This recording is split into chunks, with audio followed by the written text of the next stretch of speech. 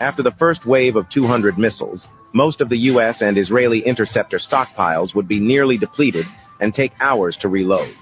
Вика, после првиот напад, поголемиот дел од овие капацитети за одбрана, вика, ќе бидат скоро целосно испразнети и се потребни сати за да бидат повторно способни, или да бидат наполнети, за да може повторно да бранат.